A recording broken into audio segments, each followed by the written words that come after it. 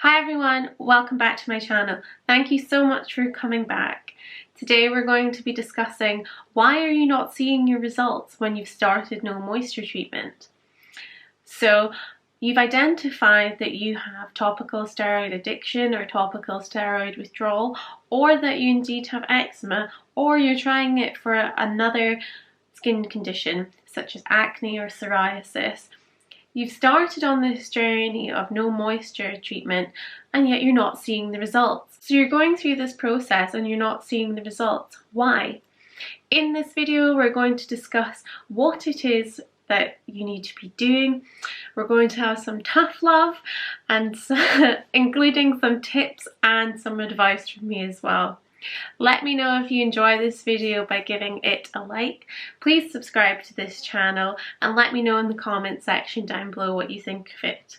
If you have any tips for other people going through this process, I would love it if you could comment down below. Feel free to follow me on Instagram and ask me any questions there.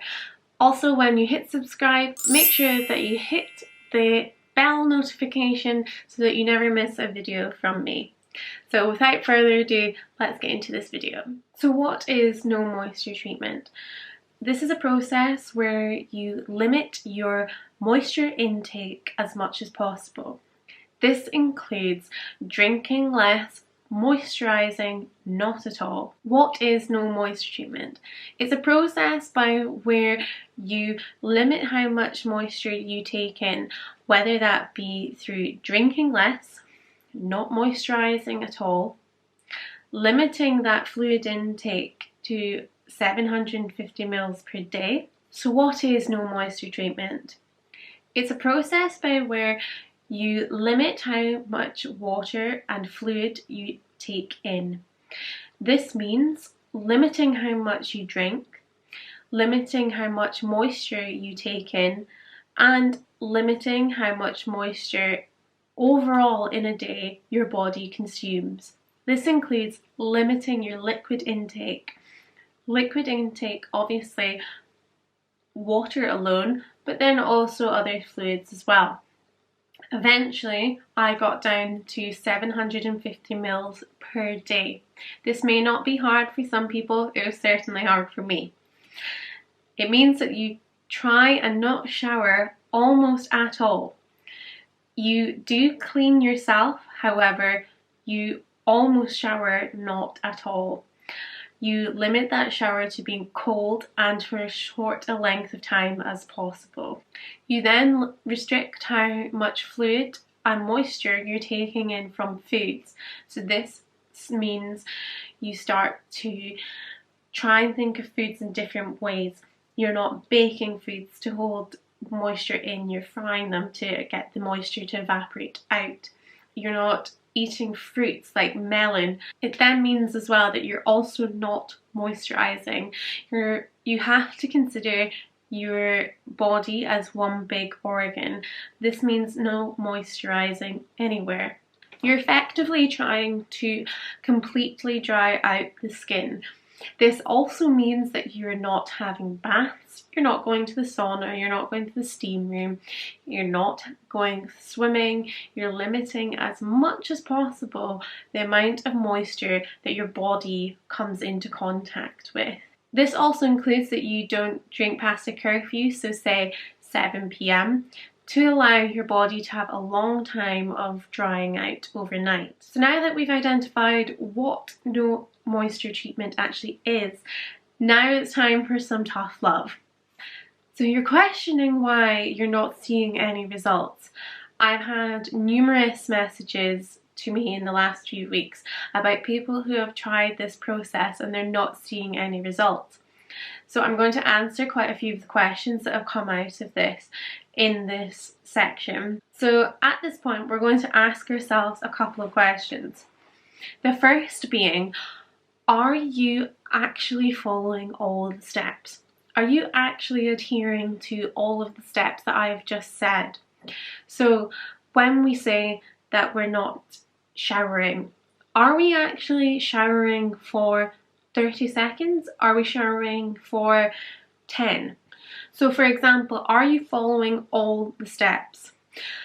when we say that we're not showering, when we do go for a shower once a week, twice a week, obviously you do need to make sure that you're cleaning yourself. But are we actually having a shower for 10 seconds, 30 seconds? Are we actually counting that length of time? Or are we actually having a shower for 3 minutes? That difference is very, very big. I'm very lucky that I have somebody that can wash my hair for me. That is the length that I've gone to. So I've been having somebody, my other half, wash my hair over the bath, so my body doesn't even come into that contact with that moisture. So are we doing that sort of thing when we say that we're having short showers? Are you also having a cold shower? Heat and eczema and skin conditions in general and hot water are not big fans. Although traditionally for clogged pores we will typically try and open them up with hot or warm water. For this process to work, we need to make sure that the skin is drying out, and the hot water is not conducive for that. Hot water actually encourages weeping and the skin to ooze out a lot more, which is exactly what we want to avoid. We need to start asking ourselves, are we actually doing as much as we possibly can? Are we doing things like frying our foods instead of baking our foods? Are we sucking on ice cubes when we're thirsty instead of water? Are we making sure that we're doing everything possible? Are we following all these steps to make sure that we are seeing the results at the end? Lots of mini efforts in the end make a much bigger effort. So say if this was a diet, this is a process, and the way that you will lose weight is to eat less, and that's just how it works. And are we making sure that we're doing the utmost that we can in order to see those results at the end? We also need to question ourselves, are we being accurate? Are we accurately recording how much fluid we're taking in? It's very, very easy, and I've fallen short on this many times. We need to start asking ourselves, are we being accurate? So when we're reducing our fluid intake, say 100 mils per week or per month or whatever the measure it is, are we actually recording that every single day? Ask yourself, am I being diligent enough? Are we actually not moisturizing? It is so hard, believe me, it's so hard not to moisturize. Yes, it's painful. Yes, it's itchy. Yes, it's very hard to sleep at night. However, the difference is remarkable and it is so worth it. I've spoken many times about my Vaseline mistake in my no moisture vlogs. I put Vaseline on once and my lips came pouring out, and it just wasn't worth the short-term relief, to be honest, and it delayed how this area started to clear up. And it's not actually worth it. Are we actually being diligent when we're not washing our hair? We're allowing those natural oils to come out, we're allowing that dandruff to come out, and are we being diligent enough and just letting the process do its job?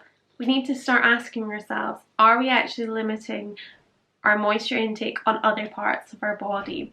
So although your skin area that you want to improve may be on your face, it may be on your back, but you're moisturizing your hands. Your skin is one large organ. Your body is one system, and the moisture absorption in here will still impact the rest of the body. So are we doing our best in other areas when we're washing our hands? Are we wearing gloves? Are we making sure that, as I said, you're not putting on Vaseline, you're not putting on Vaseline around the back of your ears? My ears were a terrible part for me for bleeding, and you can see still underneath my armpits as well, and that's typically because there's a lot of chafe in there. But are we just sticking through it? My arms have been a real problem area for me, but you can see the redness has completely gone. Are we making sure that we're doing our utmost? We also need to ask ourselves, are we eating enough protein? You need to leave your vanity at the door, accept the greasy hair, accept the weepy skin and the bleeding and the uncomfortableness. Make sure that if you feel groggy, do wash your hair, but make sure it's only to make yourself feel better and it's not for make sure that you're not being vain about it. Make sure that you're appreciating that your body is in a healing process. It doesn't need to look glam. We're in quarantine right now. We don't need to be impressing anybody. I've gone to work in many states because I knew that there was light at the end of the tunnel during this process. I had seen countless examples of this working for other people. I never thought my hands would recover. I never thought my chest, my arms, my legs, I never thought any of it would recover. And look at, my skin is not perfect now, but look at where I am now.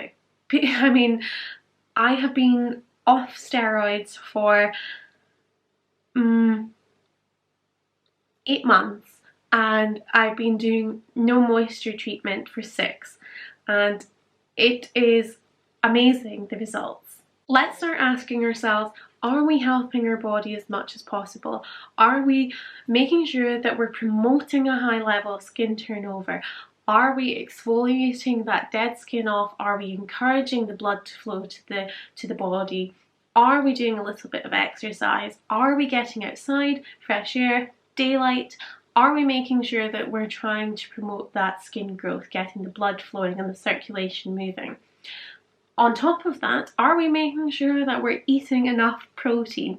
The skin is going through a high level of moisture and turnover, and it's trying to produce to a rate that you're encouraging it to. So are we fueling our body and feeding ourselves and giving ourselves enough nutrition to make sure that it has something to supply the body with? So take a look at your diet and make sure that you're actually helping your body and not hindering it. Look at what foods you're eating. Are you eating foods with high refined sugars, encouraging inflammation, or are you trying to help it with things like oats, for example, which are known for being an anti-inflammatory? Are you also looking at increasing your protein intake? Start looking at your diet properly and pick out bits that you can help it. I also have done a diet tips video for those of you with eczema. It also is applicable to a healthy diet in general. So now for some pieces of advice. I think what you need to do if you're listening to some of those tough love questions and think, oh God, I actually am not quite doing some of those. Ask yourself, what can I do? So sit down and work out what your priorities are. So for example, if your priority is, I really hate having greasy hair, and that's just something I cannot deal with. Okay, can you get somebody else to wash your hair for you? So for example, can you be fully clothed and can you be over the bath, put a towel around your neck so it doesn't drip down your back, and can you get someone else to wash your hair every couple of days? Can you pleat your hair? Can you tie it back? Can you pull it back like this? And start to really try and challenge yourself to make your hair washing a less regular thing. If your priority is, I want to exercise a lot, but because I do, I feel like I smell, so I want to shower more, and you like a warm shower, try and really do it for 10 seconds. I love a cozy shower more than anything, oh my god. But I will try and have a tepid shower if I can't do a cold one after I've exercised. And if you're like me and the reason that you don't like a cold shower is on your feet, I sometimes have a cold shower like really quickly and then put it cozy on my feet for the last couple of seconds and then leave it. Work out little measures that you can do, and really try and push yourself. Identify what it is that you really enjoy and try and record as much as possible to fit in with your lifestyle. And I have done countless vlogs on the way that I've done it, and it's not by any means the best way to do it, but I have found that it's really worked for me. One final tip I would say is to plan your water out. Put it around your exercise, start of the day, middle of the day, around your exercise, and have a cut-off point in the evening so that that is the moisture done for the day. I do that every day and make sure that you record and analyse what works best for you. I hope that this at least gives you a starting point, and I hope that this at least helps some of you, and make sure that you do your own research into why this may not be working for you. Make sure that you look at other alternative methods, and I encourage you to feed back to me. So there you have it. Thank you guys. These are just some tips and ideas as to why your no moisture treatment may not be working for you. I would love to have your feedback in the comments below and let me know how you get on. I am not a dermatologist, I am not a doctor, but I really hope that these have worked for you. Thank you so much for watching. Please like and subscribe, and I shall see you in the next one. Bye.